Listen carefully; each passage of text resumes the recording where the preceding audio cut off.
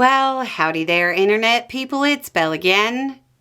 So today, we're going to talk about Trump sanctioning countries and why understanding sanctions really matters to you right now.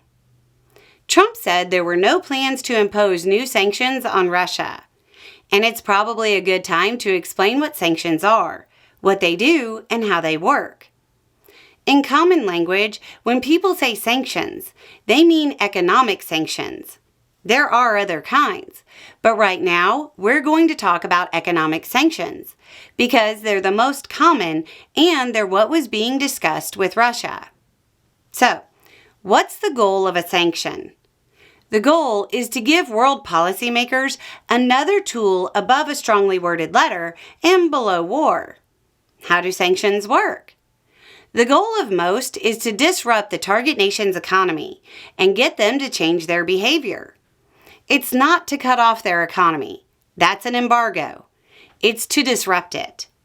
Economic sanctions restrict trade, but some countries don't apply the sanctions, and there's always ways around the sanctions so it doesn't totally eliminate trade. They basically just make it more expensive for the target country to conduct business. What kind of tools are common economic sanctions? Limitations on imports and exports is the most common. Another is to limit the government's access or specific parts of the government's access to funds that exist in banks. Then there's travel bans that limit the amount of external currency flowing into the country. Those are the most common types of economic sanctions, and the goal is to harm the target nation's economy. Now, I'm sure some of you noticed the patch and are wondering what the switch-up is. Out of the common economic sanctions, name one Trump isn't already imposing on the United States. Sure, they're called something else, but they accomplish the same thing. The export-import restrictions are designed to raise prices, to make it more expensive to conduct business. Trump's freezes of congressionally approved funding and the limitation of grants and so on is choking off the government's ability to function, which is why a majority of Americans are saying they think Trump is making the federal government run worse. Trump's policies have resulted in a massive drop in international travel, choking off money coming into the United States.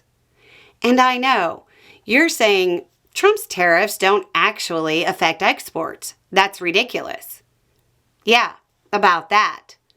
Trump recently announced that the federal government would be hitting up certain chip makers for a 15% cut of their revenue from exports.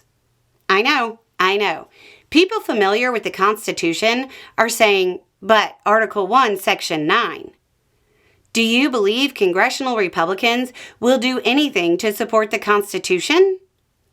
It's time to face the fact that Trump's economic policies are so bad that if we listed them out and said we were doing them to another country, they'd be called a comprehensive economic sanctions package. Anyway, it's just a thought. Y'all have a good day.